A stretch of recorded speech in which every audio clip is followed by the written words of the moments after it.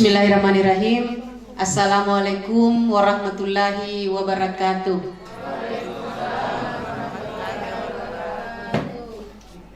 Yang saya hormati Ketua dan Pimpinan Panwaslu Kecamatan Tondon Tallasa, yang saya hormati Kepala Sekretariat beserta jajaran,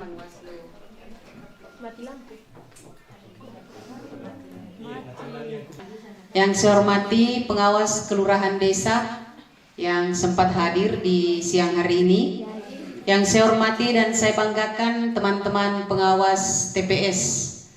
Alhamdulillah, puji syukur kita panjatkan kehadirat Allah Subhanahu wa taala, pada siang hari ini kita masih diberi kesehatan dan kesempatan guna kita belajar bersama.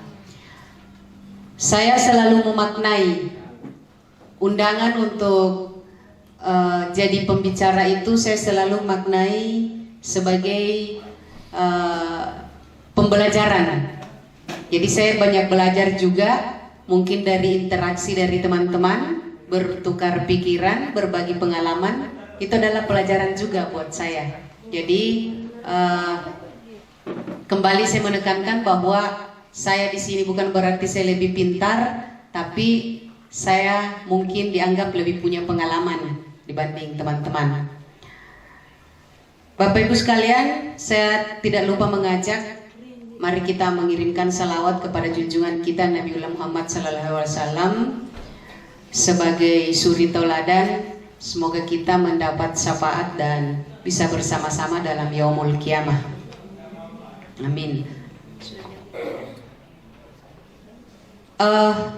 Di pasca pelantikan kemarin sudah saya jelaskan, tapi tidak apa-apa kita mengulang kembali untuk mengetes pemahamannya teman-teman.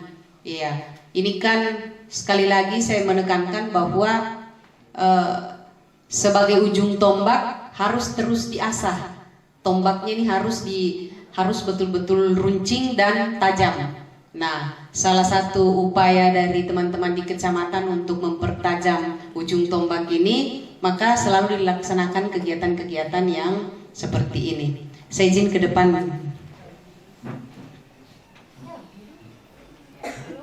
Nah, teman-teman yang saya hormati, sebagai pengawas TPS, tentu kita dituntut lebih cerdas, minimal setingkat di atas dari KPPS. Jadi minimal setingkat di atasnya, kalau bisa lebih dari setingkat. Karena apa? Kita yang mengawasi ini harus memastikan KPPS sudah melaksanakan tugasnya sesuai dengan prosedur, tata cara, dan mekanisme. Nah, kalau kawan-kawan tidak memahami tugas dari KPPS, lalu apanya yang akan kita awasi? Kan begitu pertanyaannya. Jadi kita berharap teman-teman semua memahami. Kalau membaca, saya yakin semua bisa membaca. Menghafal, semua orang bisa menghafal. Anak SD saja coba dikasih PKPU, pasti dia bisa hafal. Tapi yang dibutuhkan di sini adalah pemahaman. Bagaimana kita memahami tugas-tugas kita, kewenangan kita, dan tanggung jawab kita. Nah, kembali saya mengulang-ulang, jadi ini selalu diulang karena ini akan menjadi fokus pengawasan teman-teman. Tadi Pak Ketua sudah menjelaskan, 3 hari menjelang hari H itu, hari tenang, sudah tidak ada lagi aktivitas kampanye, termasuk penyebaran APK dan bahan kampanye di sepanjang jalan, termasuk di sekitar tempat tak bertugas. Jadi pastikan sudah steril. Nah, di masa itu juga KPPS akan sibuk mendistribusikan C pemberitahuan. Pendistribusian C pemberitahuan ini atau surat undangan harus tepat waktu dan tepat sasaran. Tapi kalau saya kedepankan tepat sasarannya. Jangan sampai teman-teman mengejar tepat waktu tapi tidak tepat sasaran. Ingat, potensi kerawanan ada di pendistribusian C. Pemberitahuan. Yang pertama apa?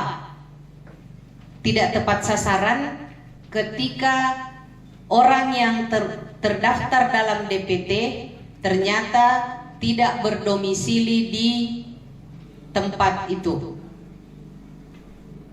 Iya, KTP-nya masih KTP Tondon Talasa, Desa Bantimurung, cocok. Tapi orangnya secara faktual bekerja di luar Sulawesi Selatan. Contoh Morowali misalnya. Ya kan banyak nih tenaga kerjanya pangkep yang ke Morowali. Saya ambil yang begitu. Karena terdaftar dalam DPT, otomatis muncul surat pemberitahuan undangan. Nah, ini didistribusikan. Yang harus dipastikan, jangan dicegah pendistribusiannya, tapi pastikan surat undangan ini sampai di keluarga yang bersangkutan, kemudian jadikan fokus pengawasan di hari H. Apakah orangnya kembali untuk memilih atau tidak?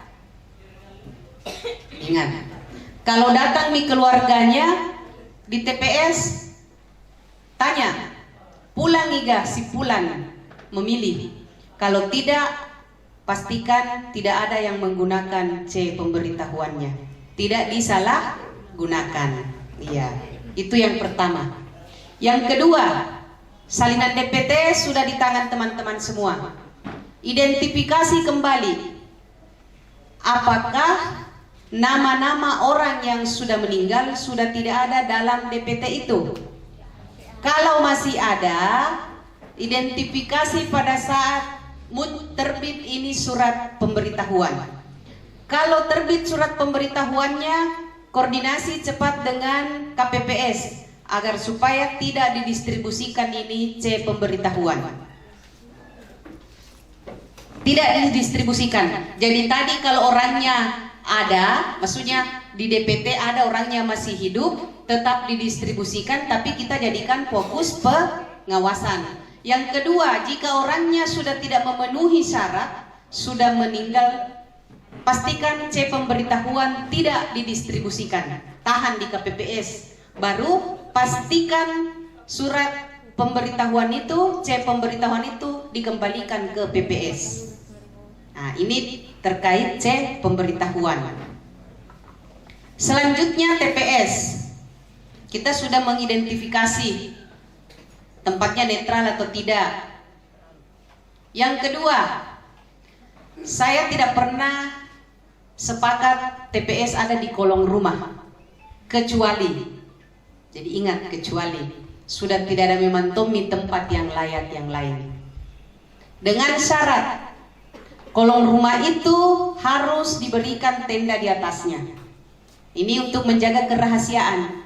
Jadi kalau ada Tondon Talasa, saya tahu ada beberapa TPS yang menggunakan kolong rumah. Ya, karena kemungkinan sudah tidak ada tempat yang lain. Silahkan digunakan, apalagi kondisi cuaca yang buruk, bisa saja hujan kalau di situ dianggap yang lebih aman. Tapi koordinasi dengan KPPS, diupayakan ada tendanya di kolong rumah.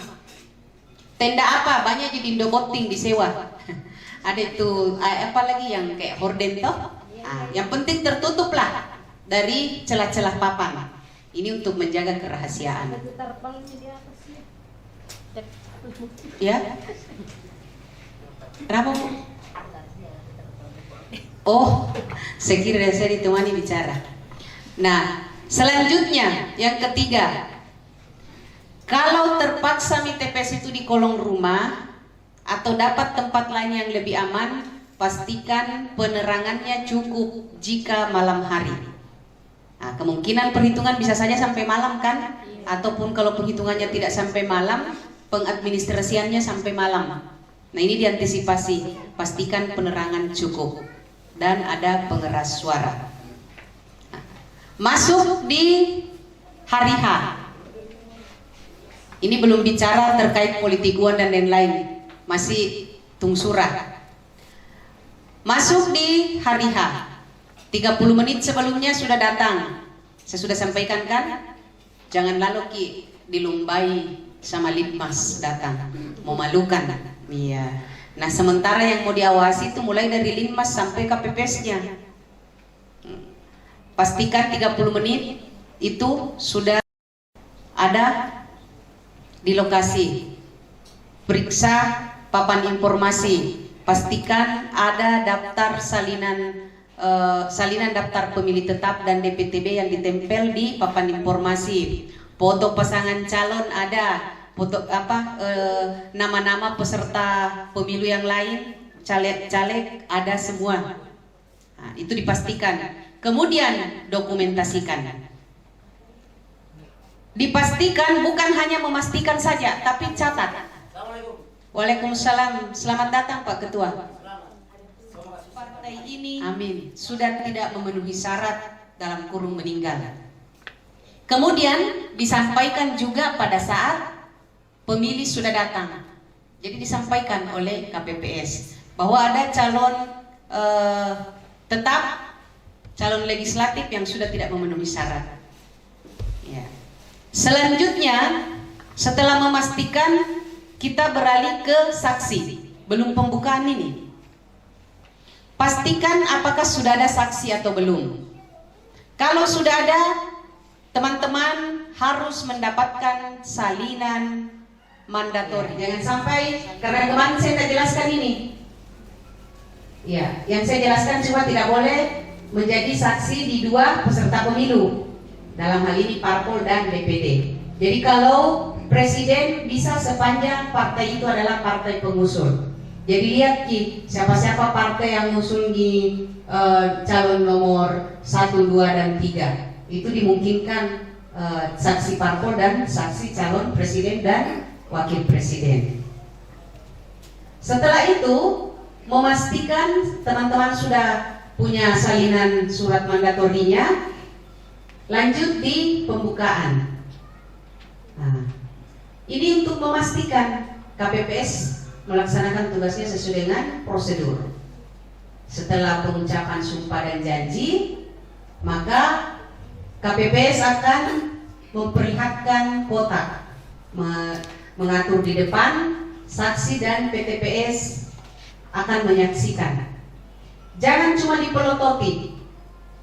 Setiap apa yang dilakukan oleh KPPS, teman-teman sudah mencatat. Ini membantu teman-teman membuat narasi nanti di POM-A. Jadi kalau secara runut teman-teman menulis, maka tinggal dibumbu-bumbui sedikit itu kalimatnya. Tinggal dibumbu-bumbui. Kalau saya datang jam 6.30, yang hadir pada saat itu, yang saya saksikan, yang saya cegah. Jadi dijelaskan secara runut. Nah, kotak suara dibuka. Yang pertama sebelum dibuka, pastikan dulu kotak suara masih dalam kondisi tersegel, tergembok. Ya, gemboknya bukan rapo-rapo, tapi kabel tis. Setelah dipastikan masih utuh, dibuka oleh KPPS, dikeluarkan isinya, pastikan dan catat apa saja yang dikeluarkan dari kotak suara itu. Biar karet gelangnya tulis juga, karena ada itu karet gelang, ada paku untuk mencoblos ya. Dicatat semua, berapa jumlahnya. Ini nanti akan disandingkan dengan berita acara dan sertifikatnya. Jadi teman-teman setiap mengawasi, setiap memastikan didukung dengan catatan. Setelah itu terakhir sampul surat suara juga dikeluarkan. Nah, pastikan masih dalam kondisi tersegel. Dibuka, kemudian dihitung. Berapa jumlahnya itu yang teman-teman catat. Jadi menghitung juga dalam hati. Jangan hanya menerima. Jangan hanya menerima. Kalau bilang di KPPS-nya 10, itu tomo 10. Jadi tidak. Bukan memastikan namanya itu. Menonton jadi. Ya, jadi pastikan juga 10, menghitung dalam hati. 300 misalnya dengan jumlah surat suara DPT dengan 2%-nya. Nah, 300 dicatat. Setelah itu pastikan kotak suara itu sudah dalam keadaan kosong. Intip, kemudian digembok, disimpan untuk dijadikan kotak suara. Nah, surat suara ini pastikan kembali ditandatangani oleh ketua KPPS, ditandatangani bukan ditandai. Teman-teman kalau melihat ketua KPPS dalam menandatangani surat suara itu sudah mulai nilai-nilai, dikendalikan cepat, jangan lakukan pembiaran, kendalikan cepat. Kenapa anda berubah tanda tangan tak? Ya, jangan tong baru diko sedikit kita tegur nih. 300 ini surat suara mau ditandatangani. Ya, tidak seperti itu. KPPS 4 untuk memastikan daftar hadir di situ. Pastikan daftar hadir diisi dan ditandatangani. Nah, ini pernah terjadi di Pangkajene, Kecamatan Pangkajene. KPPS 4-nya lupa untuk memberikan pemilih tidak bertanda tangan. Nah, jadi teman-teman harus mengingat itu. Ingatkan KPPS 4 suruh tanda tangan pemilih. Nah, sambil memastikan siapa saja yang datang memilih. Apakah pengguna C pemberitahuan, apakah pengguna A pindah memilih, atau pengguna DPK. Kalau sesuai aturan jam 7 misalnya dibuka atau 7.30 sampai jam 11 itu waktunya untuk pemilih DPT. Jam 11 sampai jam 12 untuk DPTB. Kemudian jam 12 sampai jam 1 untuk DPK. Tapi ingat, ada tapinya. Ini ada di KPT 066. Dalam hal pemilih tambahan datang sebelum jam 11, maka dimungkinkan untuk melakukan pencoblosan. Jadi jangan Ki juga bilang karena DPT kita belum di waktunya. DPTB. Ya, kalau dia kebetulan datang sebelum jam 11 dan ada di ruang untuk mencoblos, memilih, dipersilahkan saja. Kecuali DPK 7 sampai jam 1 waktunya, dalam hal masih ada warga yang sudah mengisi daftar hadir tetapi belum menyalurkan hak pilih, maka akan diberikan kesempatan. Jadi misalnya ada yang sudah mengisi daftar hadir, pulangi dulu di rumahnya, masak jam 12 Mi atau jam 1 Mi baru datang. Jangan bilang habis nih waktunya. Lihat Ki, kalau sudah mengisi daftar hadir berarti tetap dimungkinkan untuk masuk memilih. Itu sampai betul-betul pemilih selesai untuk yang terdaftar dalam daftar hadir. Nah, selanjutnya untuk perlakuan terhadap orang sakit saya sudah jelaskan, perlu diulang? Iya. Perlakuan terhadap orang sakit. Ya, ini siapa tahu tidak lulus Ki jadi KPPS baru dibilang sakit karena tidak ada nafsu makannya. Ada di parodi kan, sampai tidak bisa kodong. Itu bukan kategori sakit yang dimaksud. Nah, dimungkinkan untuk didatangi sepanjang itu adalah permintaan si pemilih. Jadi permintaannya si pemilih, apakah kasih tahu Ki keluarganya bilang mau Kak juga memilih, tapi saya tidak bisa ke TPS, maka keluarganya yang datang ke KPPS dengan berbagai pertimbangan. Yang pertama, ada kelebihan surat suara atau surat suara tersedia setelah dipastikan pemilih DPT, DPTB dan DPK sudah selesai memilih. Jadi setelah jam 1 mungkin dilihat dulu daftar hadir. Kalau sudah selesai ini semua, barulah didiskusikan akan menindaklanjuti ini pemilih yang sakit. Ada kelebihan surat suara, maka para saksi keamanan PTPS, KPPS bersepakat untuk mendatangi rumah si pemilih dengan syarat tidak membawa kotak suara dan tidak meninggalkan TPS dalam keadaan kosong. Khusus untuk PTPS, karena kita sendiri Ki. Jadi sebelum berangkat koordinasi dulu dengan PKD atau Panwascam. Yang pasti harus ada yang standby pengawas di TPS. Kedua, Jika harus mendatangi di rumahnya, kotak suara tadi dibawa, terserah, tidak dibawa, terserah KPPS mau buat kotak sendiri dari kardus Indomie atau dari kaleng, atau hanya memakai kantong plastik yang pasti bukan kantong plastik transparan. Harus hitam atau yang tidak transparan lah, untuk menjaga kerahasiaan. Nah, selanjutnya pemilih yang disabilitas. Kita ulang kembali ini supaya melekat betul di pikiran tak nanti. Pemilih disabilitas kalau dia cacat fisik kakinya, maka boleh didampingi tapi tidak dibantu mencoblos.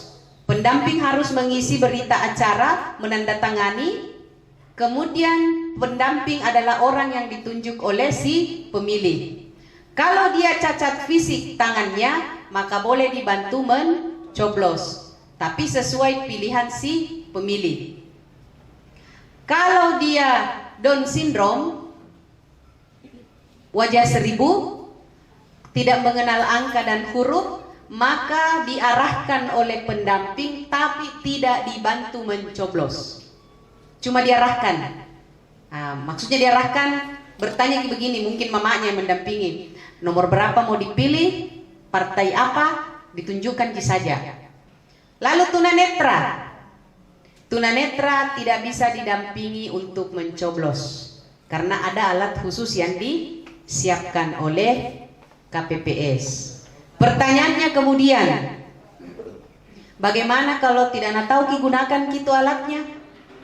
Menurut KPU, jadi ini jawabannya KPU, sudah mibekna identifikasi semua ini pemilih tunanetra dan sudah dilaksanakan kursus kilat BIMTEK khusus ya. Saya tidak tahu. Yang jelasnya begitu penjelasannya KPU. Kan saya sempat tanyakan, bagaimana dengan pemilih tunanetra yang tidak tahu menggunakan alat bantu yang disiapkan? Dia bilang sudah semua mika identifikasi, ada catatannya dan sudah diundang, sudah diberikan kursus kilat untuk mempelajari itu. Oh ya, oke. Mudah-mudahan seperti itu di lapangan nanti. Ya kan? Iya. Kita berharapnya seperti itu. Nah, kemudian untuk tadi sudah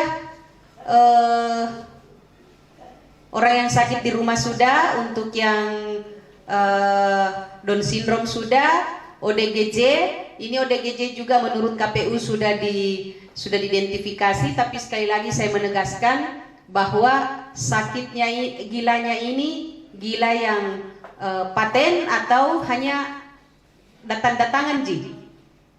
Ya, ini yang harus. Kalau paten itu berarti dia tidak punya hak pilih.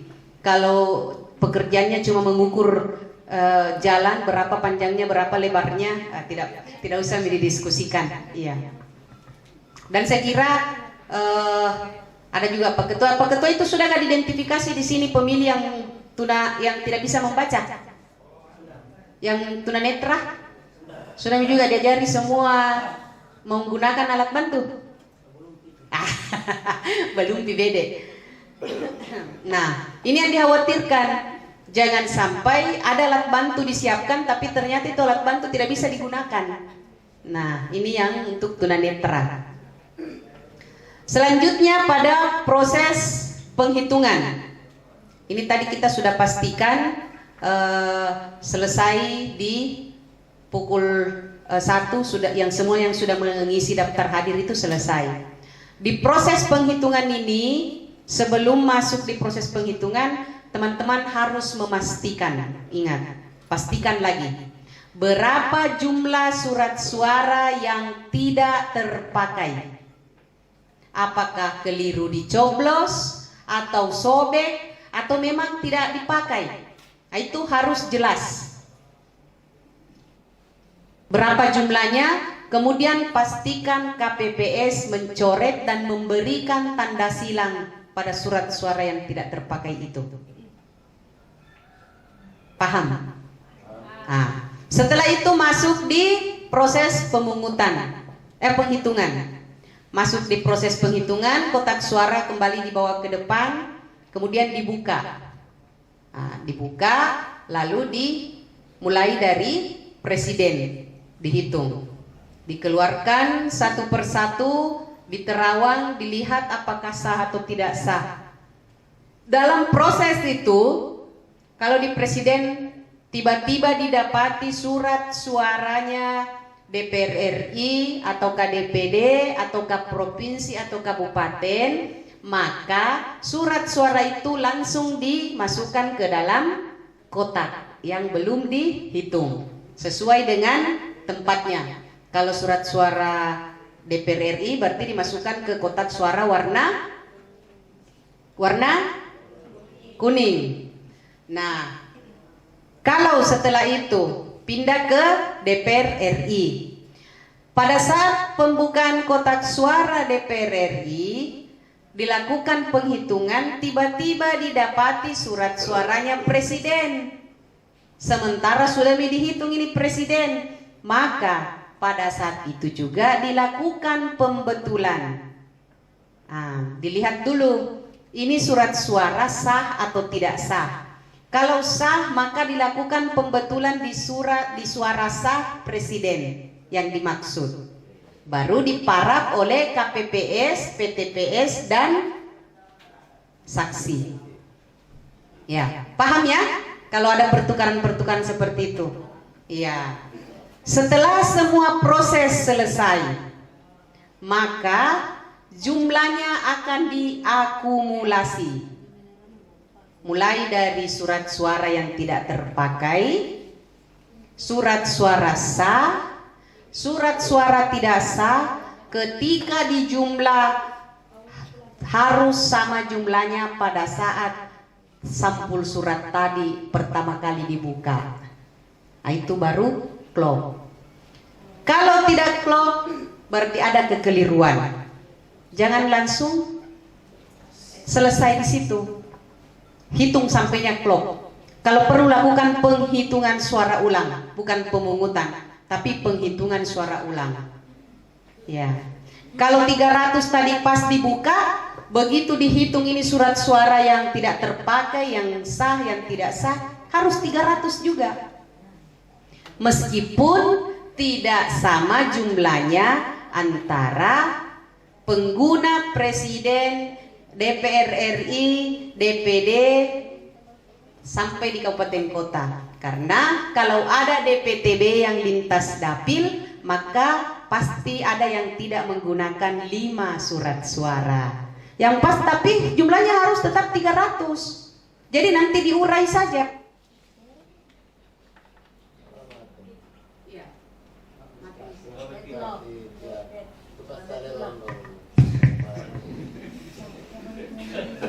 Cek, ya. Jadi nanti diurai antara kalau misalnya dia DPTB, DPTB-nya ini antar dapil. Kalau antar dapil masih di Kabupaten Pangkep, berarti DPRD Kabupaten misalnya tidak didapat. Berarti masih dapat 4 surat suara. Berarti ada kelebihan surat suara di DPRD Kabupaten Kota. Kalau dia lintas dapil provinsi, kabupaten, tapi tidak satu dapil. Misalnya, kalau Pangkep ini kan kalau di DPR RI, kabupaten itu ini dicatat supaya tidak salah nanti bisa bertukar pikiran, berdiskusi dengan KPPS. Jadi kalau DPR RI itu kabupatennya yang satu zona itu Pangkep, Maros, Baru, Parepare, Bone, Sopeng. Itu 5. Di luar dari itu berarti sudah tidak satu dapil. Maka kalau ada yang misalnya dia pindah memilih dari Endrekang, berarti ada kelebihan surat suara DPRD kabupaten dan provinsi. Ya. Kalau dia dari Makassar, bagaimana? Berapa surat suara yang dapat? Kalau dia pindah dari Makassar?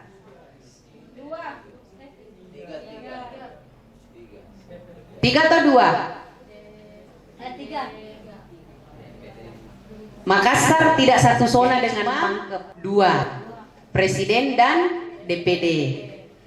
Kalau dia pindahan dari luar Sulawesi Selatan, maka cuma berhak mendapat satu, tinggal presiden. Pintar nih, siap nih semua berpemilu ini.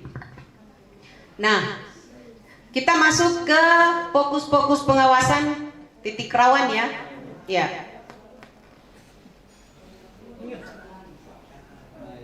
Ya, jadi tadi kenapa saya selalu menyampaikan upaya-upaya pencegahan, karena kita mengedepankan memang pencegahan. Jadi pencegahan, pengawasan, baru penindakan.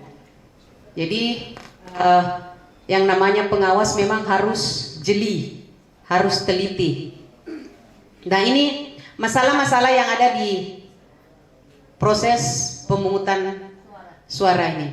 Yang pertama, politik uang atau politik transaksional. Ini kalau politik uang ini ada beberapa maksudnya atau tujuannya. Itu yang pertama, mempengaruhi pemilih dengan imbalan. Ini mulai gencar ini di 3 hari sebelum hari H. Jadi hari tenang itu hari gelisah.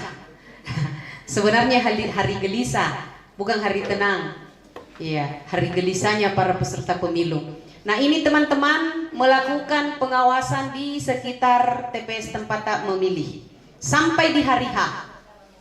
Sampai di hari H itu masih biasa ada orang kenal serangan duha. Nah, ini. Jadi teman-teman selain fokus di wilayah TPS masing-masing, sesekali tengok-tengok keluar, lihat-lihat. Jangan sampai ada transaksional di luar yang terjadi. Silahkan cepat dilaporkan. Tidak bisa dicegah kalau dilihat membagikan uang.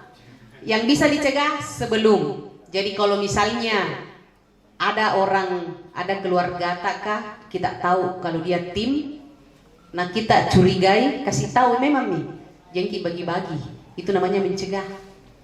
Ya. Kalau sudah nabagi bukan dicegah, ditindaki mami. Foto, ambil alat buktinya. Kemudian jual beli C pemberitahuan, ini juga marak. Nah, ini tadi makanya saya bilang identifikasi memang kira-kira ini pemilihnya ada tidak. Meskipun terdaftar dalam DPT, kira-kira datang tidak. Kalau dia di luar Sulawesi Selatan, pulang kayak memilih.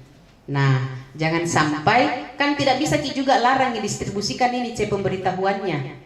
Kalau memang ada namanya di DPT, kecuali kalau dia sudah TMS. Yang perlu dijaga adalah tidak disalahgunakan ini surat undangan. Jangan sampai lain yang diundang, lain yang datang. Artinya adalah tamu tak maca. Ya.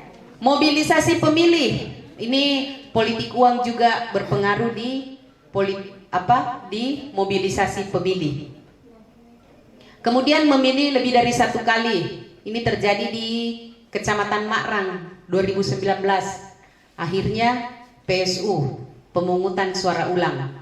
Sudah mencoblos di TPS-nya tempat yang terdaftar dalam DPT. Kemudian mungkin karena ada hal-hal lainnya, pergi lagi mencoblos di tempat lain. Ya.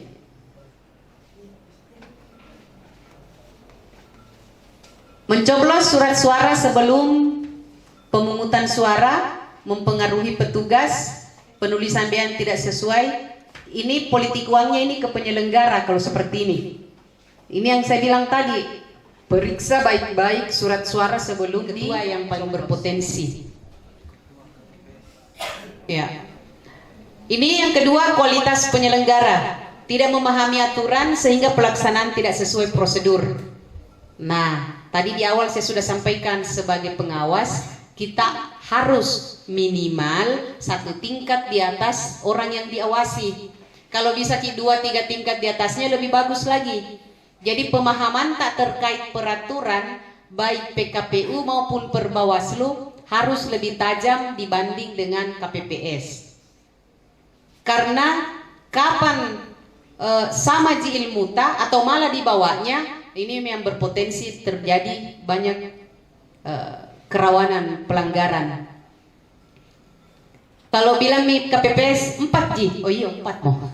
Padahal harusnya 3 atau 5. Karena kita piti-piti Ji, iya begitu mau. Karena kita tidak paham, makanya pengawas harus lebih cerdas.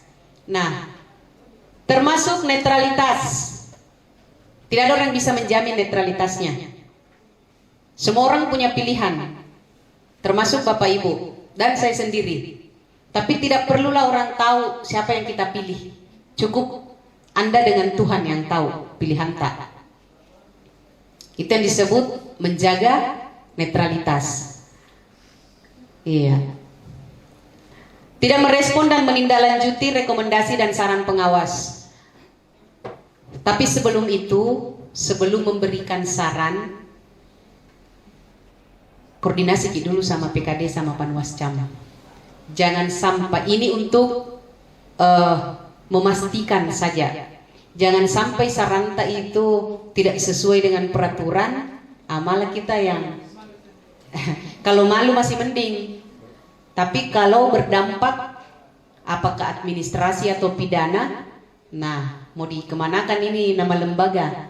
Kalau malu sendiri Ji, tidak apa-apa. Masalahnya ini kita bekerja bukan nama sendiri, tapi membawa nama lembaga. Jadi pastikan sebelum memberikan saran perbaikan, koordinasi dengan PKD dan Panwascam. Kemudian BA salah dan keliru. Ini tadi saya bilang, tulis semua. Apa-apa saja yang harus ditulis.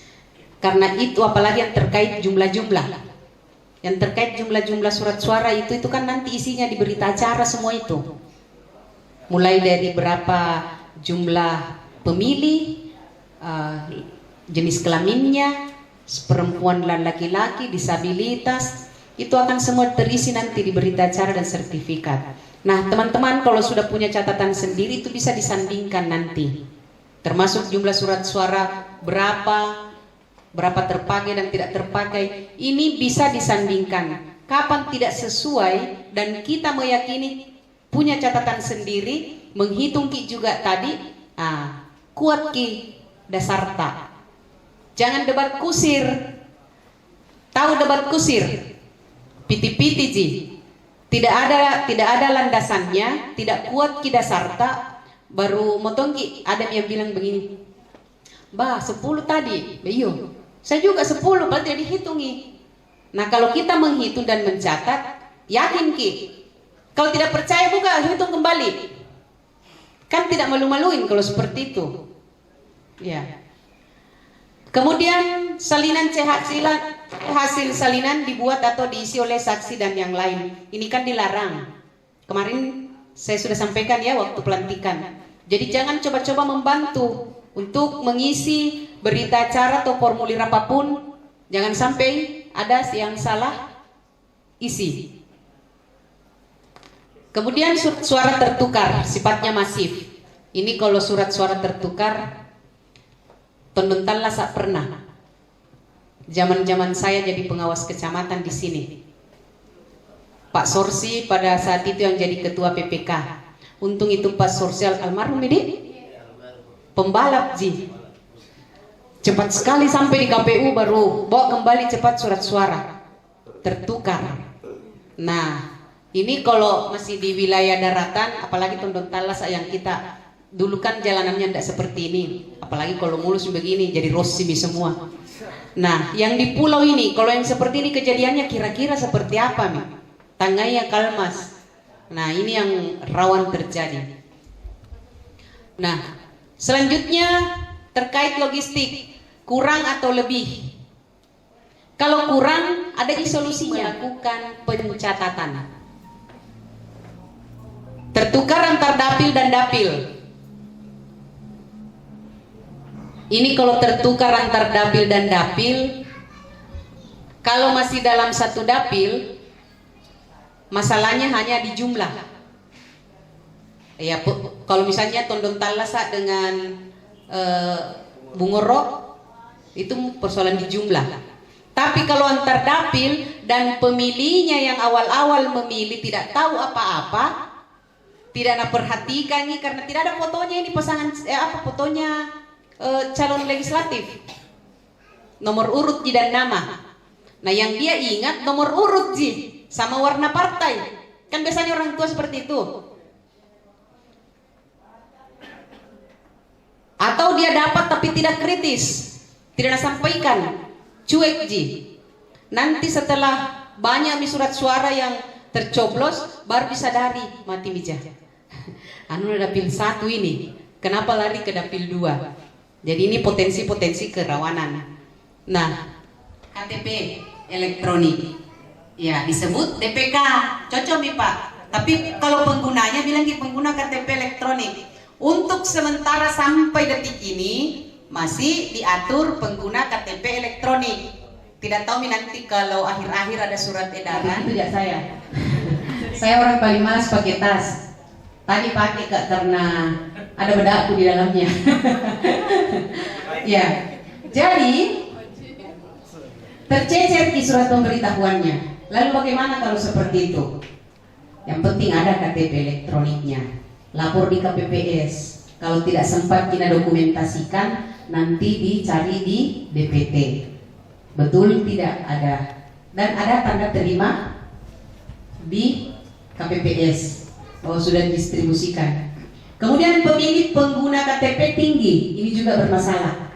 Ditahu jika itu 2%, paling banyak 6 lembar per TPS ketersediaan surat suara dari jumlah DPT. Tinggi sekali itu 6 lembar per TPS. Nah kalau jadi lebih dari 6 pengguna DPK, kira-kira di mana mau diambilkan surat suara? TPS terdekat ya? Ya. Jadi bukan TPS lain, tapi TPS terdekat. Cocok Tonji, tapi lebih tepat kalau bilang di TPS terdekat. Dengan dibuatkan berita acara, sama termasuk dengan pengguna KTP atau DPK. Ketika ini kan harus sesuai dengan alamat domisili di KTP. Nah, ketika dia datang di TPS, misalnya RT 1, RT RW 2, itu ada 1 atau 2 TPS di situ. Dua-duanya sudah habis surat suara, tidak ada tersedia. Maka dimungkinkan untuk pindah memilih ke TPS terdekat dengan syarat Ketua KPPS membuatkan berita acara menjelaskan bahwa benar si pemilih KTP ini atas nama ini, alamat dijelaskan sesuai dengan identitas, tetapi karena surat suara sudah habis di TPS maka diarahkan ke TPS terdekat. Jadi harus ada berita acara oleh Ketua KPPS kalau tidak sesuai dengan domisilinya. Tapi tidak sesuai dengan domisili yang dimaksud di sini adalah jangan berpikir dari Kalimantan, KTP-nya Kalimantan baru memilih di sini ya. Jadi harus KTP Tondon Talasa, kelurahan Desa Malaka misalnya, harus sesuai itu. Jadi kalau pelin-pelan orangnya, Pak Ketua nah mungkin dia berpikir tidak sempat katanya memilih di tempatku, mengurus di DPTB. Ternyata di belakang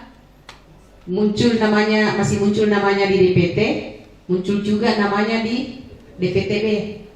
Nah ini yang harus diwaspadai, jangan sampai digunakan dua-duanya. Iya. Kemudian memilih dari sekali. Ya. Ini struktur aparat desa, Pemda, TNI, Polri ini kalau dianggap tidak netral juga menjadi masalah. Saya selalu ingat Tondon Talasa itu karena selama jadi pengawas kecamatan di sini. Waktu itu masih terlibat Kapolsek sebagai anggota Panwaslu kecamatan. Ya, sabotase pemberitahuan agar tidak memilih pesaing. Ini kalau KPPS-nya ada main-main. Nah tahu ki identifikasi. Kalau keluarganya Haji Dolla nomor 7 semua coblos misalnya, tidak ada listrik karena dia orangnya nomor 5, tidak sampaikan C pemberitahuannya. Ya, ini yang harus diantisipasi. Kemudian Fasilitasi keluarnya keterangan pengganti KTP. Ini yang rawan. Kalau sampai saat ini kan masih KTP elektronik. Kalau ada surat edaran yang keluar membolehkan penggunaan suket, ini gampang sekali orang sekarang bikin suket. Ya, ini yang harus diantisipasi. Teman-teman harus pintar-pintar lah. Mempengaruhi pemilih dan petugas untuk bersikap yang menguntungkan calon tertentu. Ini tidak netral semua ini. Ada penekanan. Ada penekanan. Panos dites tangkis. Iya. Misi pengawasan ya, menjaga integritas. Jadi intinya sebenarnya integritas, Ci. Kalau integritas bisa kita jaga, panjang umur perjuangan.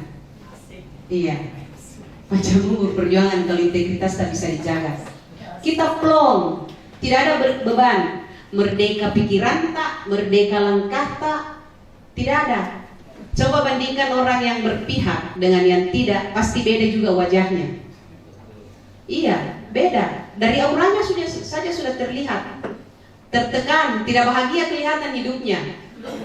Kalau dia integritasnya terjaga, contoh Pak Ketua BPK. Iya. Selalu meskipun selalu dibelenggu, tapi dia tidak santai sekali orangnya karena merasa tidak punya kepentingan.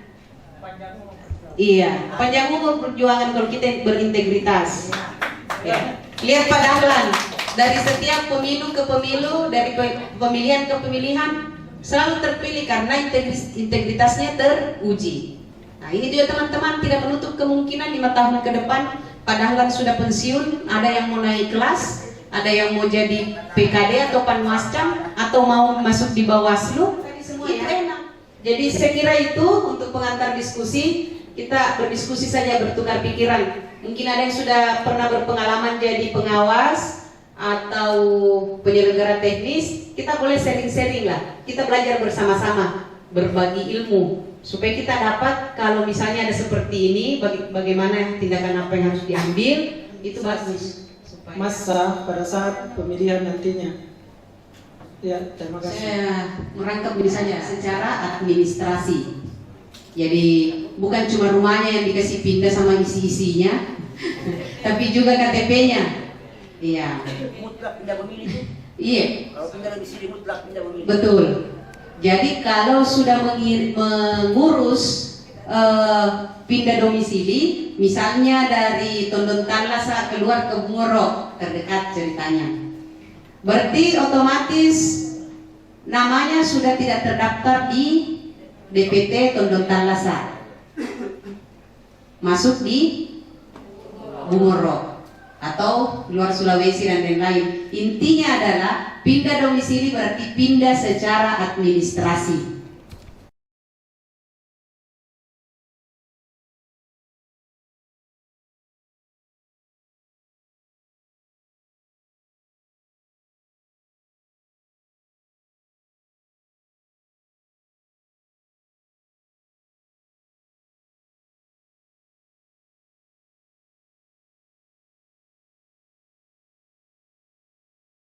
KTP-nya masih KTP itu, cuma DPT-nya yang pindah, daftar pemilihnya yang tadinya terdaftar di Tondon Tanlasa, karena pada hari H kebetulan dia bertugas di Bungoro, maka mengurus surat pindah memilih, maka tidak ada lagi haknya di Tondon Tanlasa, beralih ke Bungoro menjadi daftar pemilih tambahan, tapi KTP-nya masih KTP Tondon Tanlasa.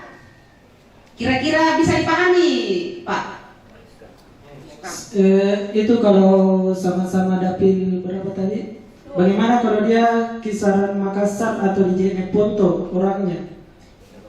Pindah kabupaten, pindah provinsi, intinya kalau dia pindah domisili berarti pindah KTP-nya, tidak ada nih.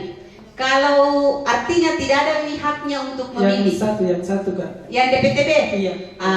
Kalau yang DPTB, Kalau dia pindah memilih mengurus ke Makassar, berarti cuma mendapatkan 2 surat suara, DPD Mami dengan Presiden. Karena Karena setelah itu kan Kak, misalnya Makassar ke Tonotarasa itu kisaran 1,5 jam sudah bisa ditempuh. Pada saat setelah pindah di atas dan dia kembali ke Tondong, apalagi masuk mendaftar DPK. oh, maksudnya ini bisa ditempuh. Tapi kan pengguna DPK ini adalah yang tidak terdaftar di DPT. Jadi KPPS sudah punya alatnya sendiri untuk mengecek apakah si pemilik KTP ini sudah terdaftar dalam DPT atau belum. Kalau dia terdaftar dalam DPT, DPT di mana? Kalau DPT Makassar berarti tidak mempunyai hak untuk memilih di Tondong Tallasa. Ingat Ki, DPK harus sesuai KTP Pak. KTP, saya ulang lagi. Pemilih DPK harus sesuai KTP. Jadi kalau kita tadi maksudnya mungkin begini, dia ber-KTP Makassar. Oh, KTP Tondong. Dia KTP Tondong. Terus berarti otomatis terdaftar di Tondong. Ya, DPT itu bisa menjadi DPTB, tapi DPK tidak bisa DPT tidak bisa menjadi DPK, DPK tidak bisa menjadi DPT. Bagaimana? Di sini Ki, enggak apa-apa. Sampai tak paham. Iya. ada pertanyaannya boleh sih. Tadi dibilang gitu. Terus di atas kebetulan juga dia kembali kan dari tahu meeting bagaimana mengakali segala cara. Dia singgah di Bulut Telu karena persoalan waktu atau memang dia siasatnya di Bulut Telu mau mencoblos dia pakai data DPK atau cuma bawa KTP saja. Kan harusnya dipikir itu toh. Iya, saya ketawa itu sama Uji bilang gitu itu sembarang tuh masa mau di jari-jari kaki. Terus kalau dibuka sepatu kakinya pergi begini. Tomalasak. Ya geser nih. Misalnya habis di surat suara di RT 1, maka dia pindah di RT 2. Ada di DPT. Waktu penerimaan DPTB juga dia tidak ada. Nanti pemilihan baru datang ke bank KTP-nya. Nah, itu. Dan kalau dia memilih baru pindah lagi karena dia curang, mau pemilih ganda, jangan diterima. Kapan ganda baru dilihat sama saksi, ada yang keberatan sama panwas dengan paslon lain, maka terjadi PSU. Pemungutan suara ulang, bukan perhitungan, pemungutan suara ulang. Kemudian kedua, Anda yang menerima juga bisa kena sanksi. Seperti itu. Domisili. Paham itu? Jadi itulah gunanya nanti sebagai pengawas TPS atau PKD, jangan sampai KPPS teledor. Kan ada absen itu, absen DPT, DPTB dan DPK. Itulah gunanya Panwas TPS bisa jalan-jalan melihat itu absen. Jangan sampai dari pihak KPPS itu teledor dan langsung menerima dan memberikan semua 5 surat suara. Nah, itulah di situ bisa timbul namanya PSU. Ya itu. Sudah dipahami teman-teman? Oke.